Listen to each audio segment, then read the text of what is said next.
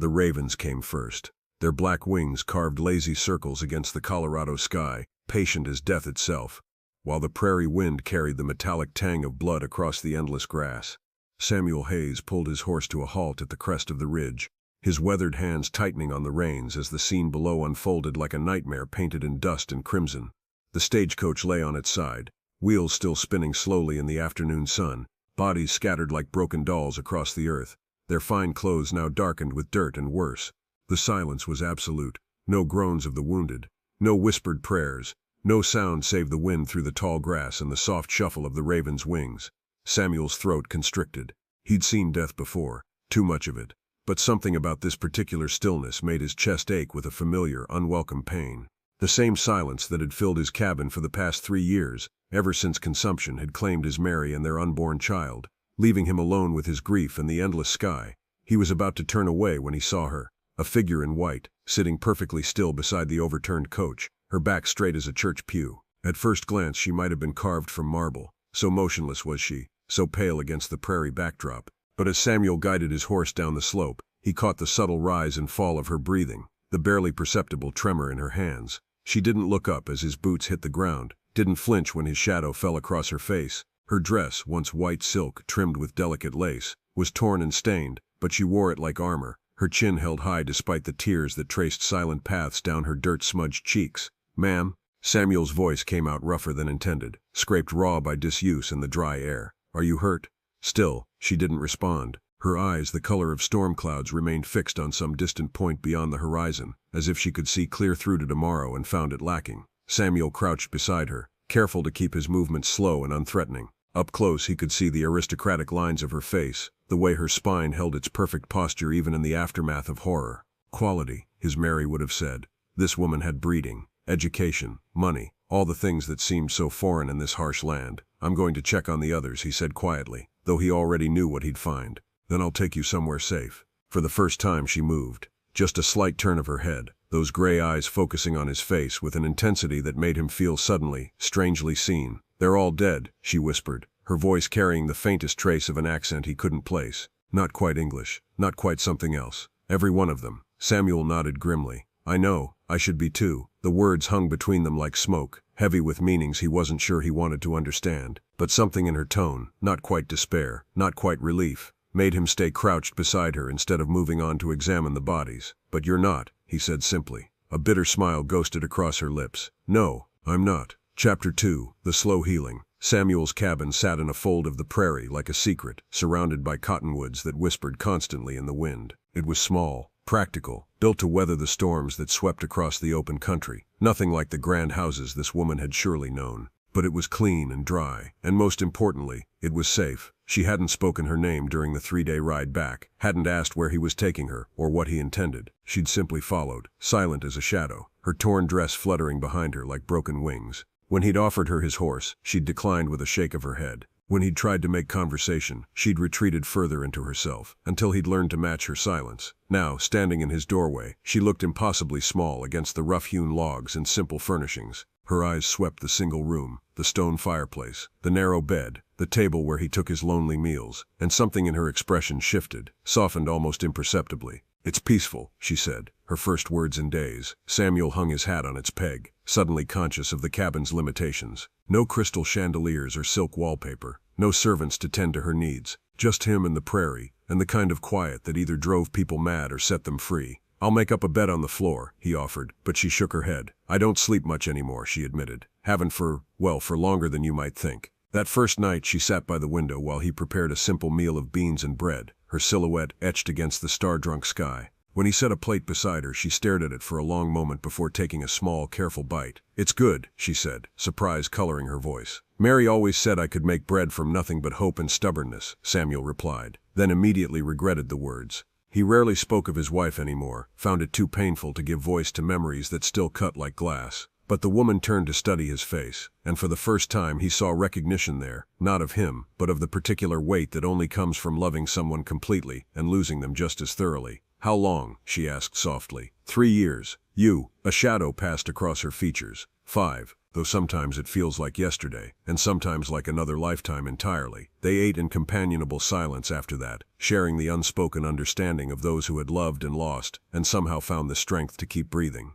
When she finally slept, curled in the chair by the window, Samuel covered her with Mary's old quilt and tried not to think about how right she looked there, how the cabin felt less empty with another heartbeat echoing within its walls. Chapter 3. Small Kindnesses. The days fell into a rhythm as natural as breathing. Samuel would wake before dawn, build up the fire, and set coffee to brew while his guest, he'd taken to thinking of her simply as that, his guest emerged from whatever fragmented sleep she'd managed. She never looked rested, but she never complained either, just accepted the steaming cup he offered with a small nod of thanks. Mornings were for chores. He'd tend to the horses while she swept the cabin, or mended tears in her dress with careful, precise stitches. She had graceful hands, he noticed, long fingers that moved with the confidence of someone who'd been taught to create beauty in the world. Sometimes he'd catch her humming softly as she worked, melodies that sounded European and elegant and utterly out of place in the rugged wilderness. Afternoons brought conversation, tentative at first, then gradually more open. She had opinions about everything: the weather, the landscape, the books he kept on his shelves. Intelligent opinions delivered with the kind of sharp wit that suggested she'd once held her own in salons and drawing rooms where ideas were currency and cleverness was prized above all else. "You read German philosophy?" she asked one day, examining a worn copy of Kant that Mary had brought with her from back east.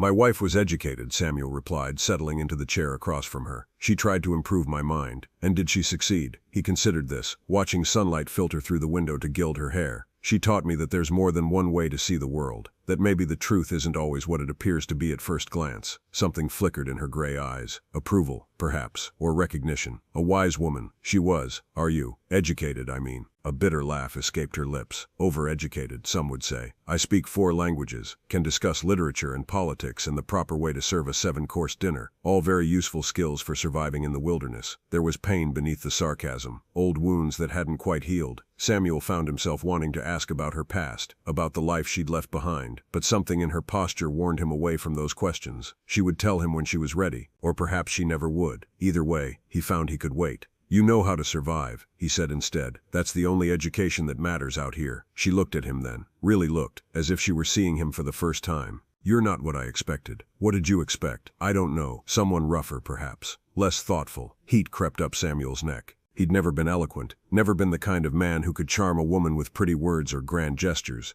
But there was something about her presence that made him want to be better than he was, to reach for the kind of man Mary had always believed he could become. "The prairie has a way of stripping everything down to what matters," he said. "Out here you learn to value substance over style." She was quiet for a long moment, her gaze distant. When she spoke again, her voice was so soft he had to strain to hear it. "I used to think style was all that mattered. Appearances, reputation, what people thought of you. It's a terrible way to live, constantly performing for an audience that doesn't really care whether you're happy or not." "Is that why you were on that stage?" The question slipped out before he could stop it, and immediately he saw her walls go back up, her expression closing off like shutters against a storm. "I'm sorry," he said quickly. "That wasn't my business to ask." But she surprised him by answering, her voice steady despite the tears gathering in her eyes. "I was running away," she said simply, "though I'm not sure I knew it at the time. I told myself I was seeking adventure, a new beginning. But the truth is, I was just tired. Tired of being someone I wasn't, of living a life that felt like a beautiful prison." Samuel's chest tightened with sympathy. He'd felt that kind of exhaustion before, the bone-deep weariness that came from trying to be something the world expected instead of what you actually were. "And now?" he asked gently. She looked around the simple cabin, at the wildflowers he'd picked and placed in a mason jar, at the books stacked on the table, at his hands wrapped around his coffee cup, working hands, honest hands. "Now I'm learning to breathe again," she whispered.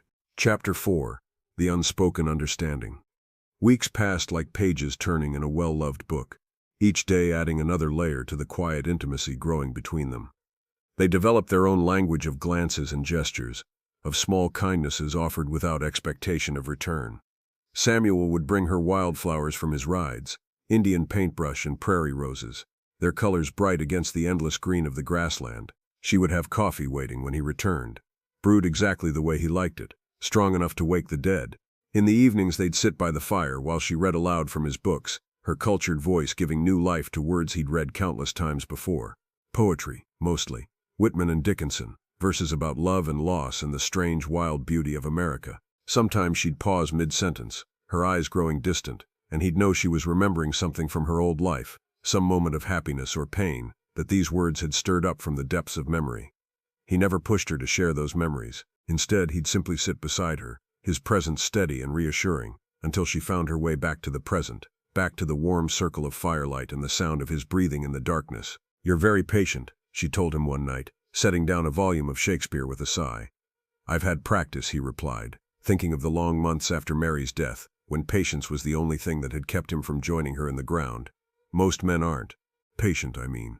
They want to know everything immediately, your history, your secrets, what you're thinking every moment of every day." There was bitterness in her voice, old pain that spoke of experiences he could only imagine. Samuel felt a surge of protective anger toward whoever had hurt her, followed immediately by the recognition that such feelings were dangerous territory for a man trying to keep his heart safely locked away. "I figure you'll tell me what you want me to know when you're ready to tell it," he said carefully. "And if you never are, well, that's your right too." She turned to look at him then, her face half hidden in shadow, half illuminated by the dancing flames. "And you, don't you have secrets you'd rather keep buried?" Samuel considered the question, turning it over like a stone in his hands. He'd become adept at avoiding the painful parts of his past, at speaking of Mary in the past tense without revealing the full depth of his grief. But something about this woman's presence made him want to be honest, to lay his own broken pieces on the table beside hers, and see if together they might form something whole. "I was going to be a father," he said quietly. "Mary was 6 months along when the consumption took her. We'd picked out names, built a cradle. I used to talk to the baby sometimes, tell it about the ranch we were going to build, the horses it would learn to ride." The words hung in the air between them, raw and unpolished. He'd never spoken of the child before, not to anyone, but somehow it felt right to share this particular secret with her, this woman who understood the weight of carrying ghosts. "I'm sorry," she whispered, and the genuine compassion in her voice nearly undid him. "Some days I think about what they would have looked like," he continued, the words coming easier now that he'd started. "Whether the baby would have had Mary's eyes or mine, whether it would have been strong enough to survive out here, whether I would have been a good father." "You would have been," she said with quiet certainty. "You would have been wonderful." The conviction in her voice surprised him. "How can you know that?" "Because of how you've taken care of me. Because of your kindness, your patience. Because you're the kind of man who picks wildflowers for a stranger and never asks for anything in return." Something shifted in the space between them, a recognition that went deeper than words. Samuel felt his carefully constructed walls beginning to crumble, felt the first stirrings of something he'd thought died with Mary, not the desperate passion of young love, but something deeper and more sustained, built on understanding and shared silence, and the slow, steady rhythm of two damaged hearts, learning to beat in time. "I don't even know your name," he said softly. She was quiet for so long he thought she might not answer. When she finally spoke, her voice was barely above a whisper. "Catherine. Catherine Elizabeth Ashford." She paused, as if the name felt strange on her tongue. "Though I haven't been her for a very long time. What should I call you?" "I don't know." She looked down at her hands, at the simple dress she'd taken to wearing instead of her tattered silk gown. "I'm not sure who I am anymore." "You're the woman who's been sharing my coffee for the past month," Samuel said gently. "The one who reads poetry by firelight and hums while she works. The one who's been helping me remember what it feels like to not be alone." Catherine. The name fit her, he thought, elegant and strong. Looked up at him with tears in her eyes. "Is that enough?" she asked. "To just be that?" "More than enough," he replied, and meant it with every fiber of his being. The first sign of trouble came with the dust cloud on the horizon, a brown smudge against the endless blue that grew larger and more ominous with each passing hour. Samuel shaded his eyes and counted the riders, 6, maybe 7, moving with the kind of purpose that usually meant bad news for folks trying to live quietly on the frontier. Catherine had seen them too. She stood frozen in the doorway of the cabin, her face pale as winter snow, one hand pressed to her throat as if she couldn't quite catch her breath. "You know them," Samuel said. It wasn't a question. I thought I was free," she whispered. "I thought he would let me go." "Who?" But before she could answer, the riders crested the final hill, and Samuel could make out their leader, a man in an expensive coat despite the heat, sitting his horse like he owned the world and everything in it. Beside him rode men who looked like they'd been hired for their skill with violence rather than their conversational abilities. "Catherine," the man called out as they approached, his voice carrying the kind of authority that expected immediate obedience. "My dear, you've led us quite a chase." Samuel felt Catherine's hand slip into his, her fingers ice cold despite the warmth of the afternoon. The simple contact sent a jolt of protective fury through his chest, but he forced himself to remain calm, to assess the situation before acting. "Lord Ashford," Catherine said, her voice steady despite the tremor in her hands. "I should have known you'd find me eventually." "Ashford," the same surname she'd given him, but with a title attached that explained the expensive clothes, the educated accent, the way she carried herself like nobility. Samuel's mind raced, trying to piece together the implications. "My dear wife," Ashford said, dismounting with practiced grace, "did you really think you could simply disappear? That I wouldn't move heaven and earth to bring you home? Wife." The word hit Samuel like a physical blow, even though he'd known, somehow, that there had to be more to Catherine's story than she'd revealed.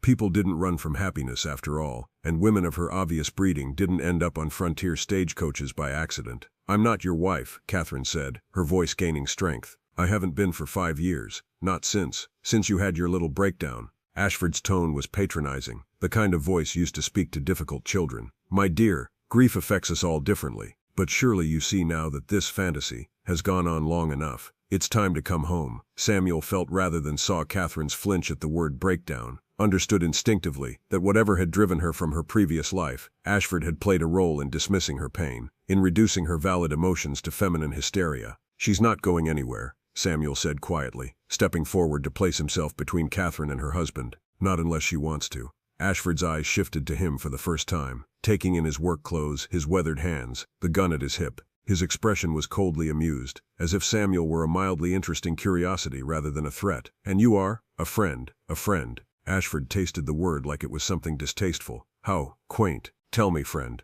do you have any idea who my wife is? What she's worth? The fortune she walked away from when she decided to play at being a common pioneer woman?" Samuel felt his jaw clench. The man's dismissive tone, the way he spoke about Catherine as if she were a piece of property rather than a person, made his hands itch for his gun. But he forced himself to remain still, to let Catherine fight her own battles while making it clear he stood ready to support her. "I know who she is," Samuel said evenly. "A woman brave enough to choose her own life over a comfortable prison." Ashford's amusement faded, replaced by something harder and more dangerous.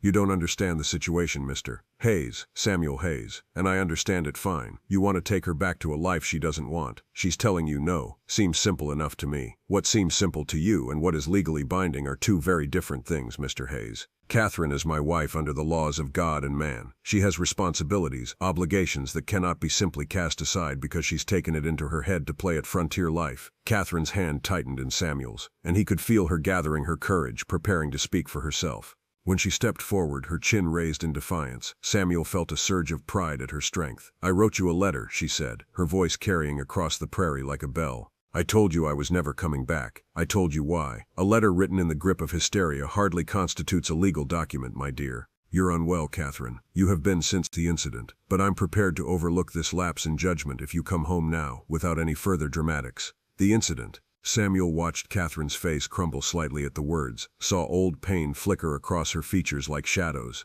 Whatever had happened in her marriage, it had left scars that went bone deep. "I'm not unwell," Catherine said, but her voice was smaller now, uncertain. "I'm not the same broken woman who left London. I found peace here, happiness." "With him?" Ashford's gaze flicked dismissively toward Samuel. "This cowboy? Catherine, be sensible. What can he offer you? A one-room shack, a life of back-breaking labor. You're a baroness, for God's sake. You have duties, position, wealth beyond imagining." "I don't want wealth," Catherine said, her voice growing stronger again. "I want to choose my own life. I want to wake up each morning without feeling like I'm suffocating. I want to be valued for who I am, not what I represent." Ashford's expression shifted, and Samuel caught a glimpse of the cruel calculation beneath his polished exterior. This was a man accustomed to getting his way through manipulation and intimidation, who saw other people as chess pieces to be moved around his personal board. "And what of your obligations to those less fortunate? The tenants who depend on your estate for their livelihoods, the charitable foundations that bear your name. Are you so selfish that you would abandon all of that for your own momentary happiness?" It was a masterful stroke, Samuel had to admit,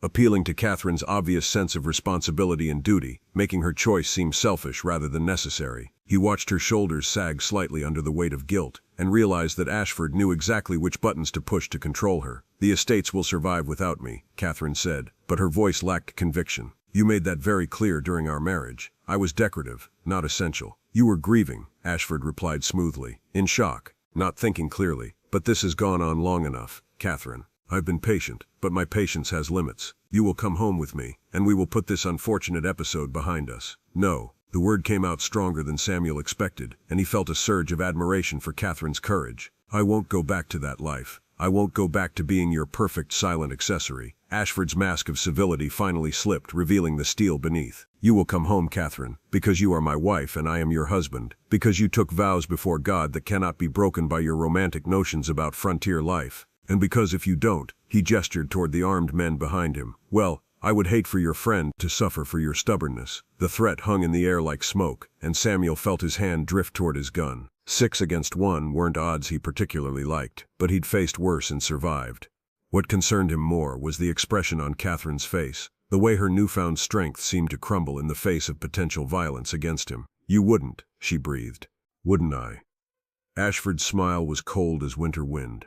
"I've spent considerable time and money tracking you down, my dear. I'm not inclined to leave empty-handed." Samuel saw the exact moment Catherine's resolve broke, saw her shoulders slump in defeat. She was going to sacrifice herself to protect him, was going to return to a life that had nearly destroyed her, rather than risk his safety. The knowledge filled him with a fierce protective rage that he struggled to contain. "Catherine," he said quietly, his voice meant for her alone. "Look at me." She turned, tears streaming down her face, and he saw in her eyes all the love and fear and desperate hope he felt reflected in his own heart. "We don't run," he said simply. "Not from this, not from anything." Understanding passed between them in that moment. The recognition that they had found something worth fighting for, worth standing up for, even if it meant facing impossible odds. Catherine's tears stopped, her spine straightened, and when she turned back to face her husband, Samuel saw the woman she had become rather than the broken girl she had been. "I'm not going with you, Charles," she said, her voice clear and strong. "I'm staying here, with the man I love, in the life I've chosen for myself." The words hit Samuel like a thunderbolt, filled him with a joy so fierce and pure it nearly took his breath away. She loved him. This incredible, brave, beautiful woman loved him, and she was willing to stand against the world to be with him. Ashford's face darkened with rage. "Then you've made your choice," he said coldly, "and you'll live with the consequences." He mounted his horse with sharp, angry movements, his men following suit. But instead of riding away, they formed a loose circle around the cabin, their weapons clearly visible. "You have until sunset to reconsider, Catherine," Ashford called out. "After that, I can't be responsible for what happens to your friend." As the riders settled in to wait, Samuel felt Catherine's hand slip back into his, her fingers no longer cold but warm with determination. "I meant what I said," she whispered, "about loving you." "I love you too," he replied, the words feeling both foreign and perfectly natural on his tongue. "And we're going to find a way through this." "How?" "There are 6 of them and they're not going to just ride away." Samuel was quiet for a moment, his mind racing through possibilities. Then slowly, an idea began to form. Dangerous, perhaps foolish, but their best chance at freedom. "Actually," he said, a grim smile touching his lips, "I think they might." Chapter 6: The Stand. As the sun began its slow descent toward the horizon, Samuel and Catherine worked with quiet efficiency, preparing for what might be their last stand together. Samuel checked his weapons while Catherine gathered supplies, their movements economical and purposeful, born of the understanding that time was their enemy. "Tell me your plan," Catherine said as she filled a canteen with water. "It's not much of a plan," Samuel admitted, cleaning his rifle with practiced movements, more of a calculated gamble. "I'm listening." Samuel set down his weapon and looked at her, really looked at her, memorizing the determined set of her jaw, the way the fading light caught in her hair, the fierce love in her gray eyes. If this went wrong, he wanted to carry that image with him into whatever came next. "Your husband is a man who's used to getting his way through intimidation and superior force," he said. "But he's also a man who values his reputation above all else. What do you think would happen to that reputation if word got out that he'd murdered an innocent man to force his wife back into an unwanted marriage?" Catherine's eyes widened as she grasped the implications. The scandal would destroy him, his position in society, his business interests, everything he's built his identity around. "Exactly. So we're going to make sure word gets out no matter what happens to us." Samuel moved to his desk and began writing rapidly, his rough handwriting filling the page with the truth of their situation. When he finished, he handed the letter to Catherine to read. "I've addressed it to the territorial governor, but also to the newspapers in Denver and San Francisco. If something happens to us, this letter will ensure that everyone knows exactly who Charles Ashford is and what he's capable of." Catherine read the letter twice, her expression shifting from hope to determination. "You think he'll back down rather than risk exposure?" "I think he's a coward at heart," Samuel replied, "and cowards tend to retreat when the stakes get too high." Outside, the shadows were lengthening, and Samuel could see Ashford's men checking their weapons, preparing for whatever their employer had planned. Time was running out. "There's something else," Catherine said quietly. "Something I should have told you before." Samuel waited, sensing the importance of whatever she was about to reveal. "Charles isn't just my husband," she said. "He's also my brother-in-law. I was married to his younger brother James, the man I actually loved. When James died in a riding accident, Charles inherited the title and the estate, but not the fortune. That came through me, through my family's money. Our marriage was a business arrangement to keep the wealth in the family. The pieces of the puzzle fell into place in Samuel's mind. No wonder Ashford was so determined to drag her back. She wasn't just his wife, she was his source of funding, the foundation of his entire life of privilege and power. He needs you, Samuel said, understanding flooding through him. Not just as a wife, but as a walking treasury. Exactly. Without me, he's just another minor aristocrat with a crumbling estate and mounting debts. With me, he's one of the most powerful men in England. A sound from outside interrupted their conversation. The jingle of spurs, the creak of leather as someone dismounted. Ashford was approaching the cabin, probably for one final attempt at negotiation before resorting to violence. Whatever happens, Samuel said urgently, remember that you're not the same woman who left England. You're stronger now, braver. Don't let him make you forget that. Catherine nodded, squaring her shoulders as footsteps approached the door. When Ashford's voice called out, she answered with a steadiness that made Samuel's heart swell with pride. I'm here, Charles. Say what you came to say. Open the door, Catherine. Let's discuss this like civilized people. We're perfectly civilized out here, she replied, and I can hear you just fine.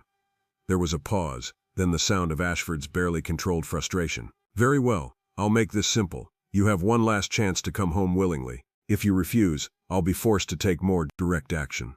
Direct action, Catherine repeated. You mean murder. I mean protecting my family's interests by any means necessary. Samuel stepped up beside Catherine, his voice carrying clearly through the door. Lord Ashford, I have something here you might want to see. I'm not interested in anything you have to say, Mr. Hayes. Not even a letter I've written to the territorial governor, or the copies I've prepared for the Denver Post and the San Francisco Chronicle. The silence that followed was telling. Samuel could almost hear the wheels turning in Ashford's mind, calculating risks and benefits, weighing his desire for control against the potential consequences of his actions. What kind of letter? Ashford asked finally. The kind that details exactly why you're here and what you're threatening to do. The kind that would make very interesting reading for your peers back in England, don't you think? You're bluffing. Samuel opened the door just wide enough to hold out the letters, letting Ashford see the official addresses, the careful handwriting, the seal he'd pressed into the wax. Am I? Ashford's face went pale as he read the addresses, understanding the implications of what widespread exposure would mean for his carefully constructed life.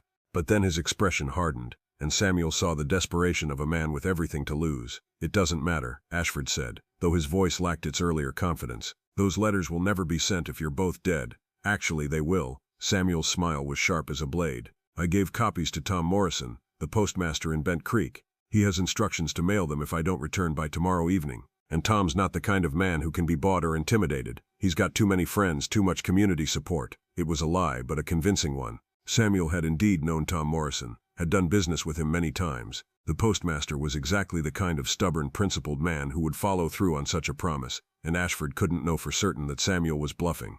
The silence stretched out, tense and fragile. Samuel could see Ashford's mind working, weighing his options, calculating the odds. Around them the hired guns waited for orders, their hands resting on their weapons but not yet drawing them. Finally Ashford spoke, his voice tight with barely controlled fury. You're asking me to simply walk away from my wife, to abandon my legal rights as her husband. I'm asking you to respect her choice, Samuel replied. She's not property to be owned. She's a person with the right to decide her own fate. The law is changing, Catherine interrupted, her voice strong and clear, and public opinion is changing with it. How do you think society will react when they learn that the great Lord Ashford had to hire gunmen to drag his wife back to a marriage she'd fled? That he preferred violence to understanding, force to compassion? Ashford was silent for a long moment, his face a mask of conflicting emotions. When he finally spoke, his voice was cold as winter stone. You realize what you're throwing away, Catherine. Security, position, everything that should matter to a woman of your breeding. I'm not throwing it away, Catherine replied. I'm trading it for something better. For love, for respect, for the right to be myself rather than who you want me to be. And when the money runs out, when the harsh realities of frontier life strip away these romantic notions, what then? Then we'll face it together, Samuel said simply. The way people in love